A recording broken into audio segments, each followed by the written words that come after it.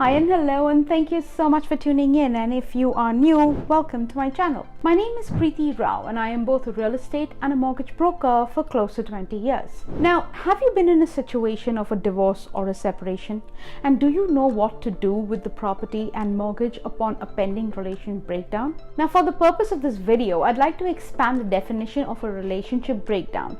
Besides married couples, it also relates to common law partners and any kind of joint purchase that was made, let's say between siblings or between a parent and a child. So this video will apply to any situation where a relationship is breaking down.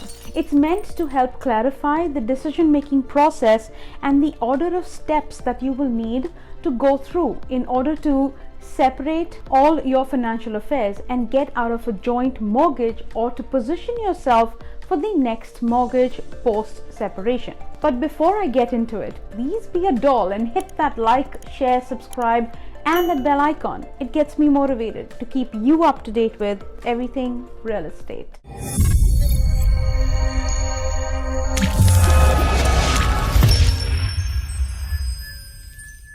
So the first step, if the relationship is ending, is you need to reach an agreement on the division of the matrimonial assets or the joint assets and debts. So what are matrimonial assets? That's everything you've acquired together in your relationship. On the other hand, matrimonial debts are all the debts that you've acquired together during the relationship. So figuring out what you owe and what you own is a big part of the separation process, and there are a lot of really good guides on the internet to help you through this. Now, if you want to find something that is more appropriate for your province, simply search property division divorce according to your province. It's really important to understand that during a relationship breakdown, mortgage lenders are unable and will not do business with you until you sort out your finances, because they have no idea what obligation one spouse is going to have to the other. Whether there's child support or alimony, there's a lot of uncertainty there, and that part has to be figured out as a precursor before any new mortgage or any change to land titles or deeds can be made. The second step for you guys is how to reach an agreement on who owes what and to whom. There are two ways. One is the easy way, where you both cooperate and work together and get yourself through the storm.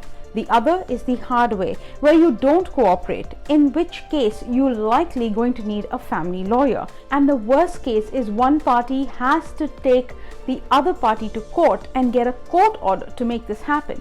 The hard way is going to cost you a whole lot of money.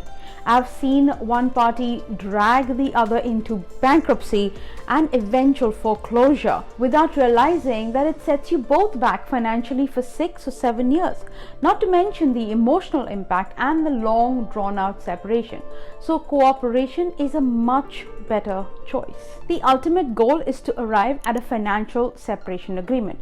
Whether you're mutually agreed to that, negotiated that in good faith, or you've got a court order in that regard. When there's a financial separation agreement on all the assets and the debts that have been added up and subtracted, then there's an amount that one party owes the other. That's called an equalization amount. Also, I want to point out that if you're going through a financial separation or divorce, there are also obligations that one party might have to the other as it relates to a spousal support or alimony or even child support. And these payments very much matter in a mortgage application. And that's why mortgage lenders require you guys to have your separation agreement done before we can even start doing the what if scenarios and getting some kind of solution for you. Now, let's say that you've gone through the phases of your financial separation agreement. The next step is how to divvy up the assets. How do you get enough money to pay off the joint debts? Who gets to stay in the house? The main point to remember is that in a financial separation, the joint debts typically must be paid out and those accounts closed. You don't want your spouse having access to your credit cards or vice versa. The other joint debt that must be paid out is the house mortgage. So the next logical question is, do you keep the house or do you sell it? If you sell the home, you simply take the equity, pay off your mortgage. If there's some residue left over, then that pays out the joint debts, and if anything is left after that, it gets split according to the separation agreement. Perhaps that's 50-50. And then that part's done, the separation is complete, and then you move on to a divorce in a year on the advice of your lawyer. Now, if one of the party wants to keep the house, in the mortgage world, the terminology that is used, it's called the spouse to stay. And the spouse who is leaving the matrimonial home is called the spouse to go. The next question you want to ask the mortgage person is, can I qualify for the existing mortgage plus the spousal equity portion on my own so that I can keep the house? Now, in order to qualify, you have to have sufficient income, credit, and equity. Your income needs to be stable and sufficient to carry the new increased mortgage plus any remaining personal debts that you're going to keep.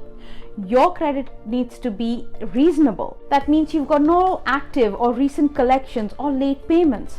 And as it relates to down payment or equity, there needs to be enough cash within the home to pay off the existing mortgage, pay off the joint debts, and make any required equalization payments. I know it sounds a little complicated, actually a lot more complicated. It's not really.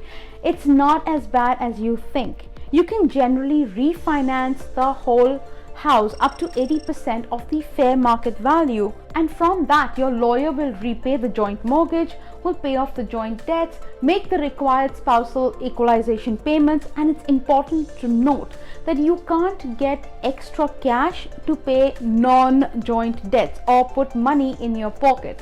That part's technically not permitted. Now, I also want to bring to your attention an important concept called the Dower's right. This can prevent one party from selling a home that they are the legal title holder on, and if they are still married and the other person does not want to sell.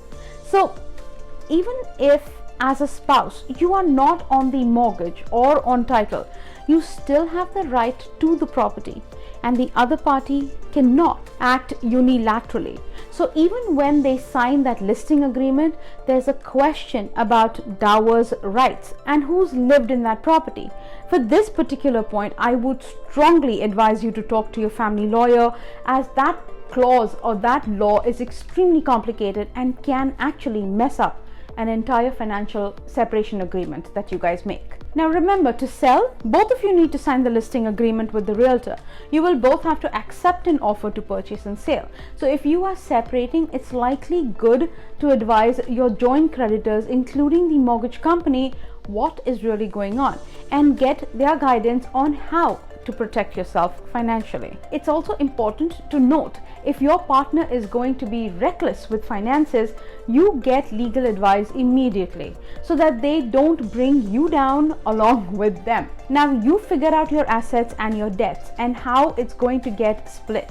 So you've got a financial separation agreement in that works, and you are now looking at mortgage financing options in order to determine if you can keep the house potentially or if you can sell it. You want to make sure that you're positioning yourself to re-enter the housing market post separation.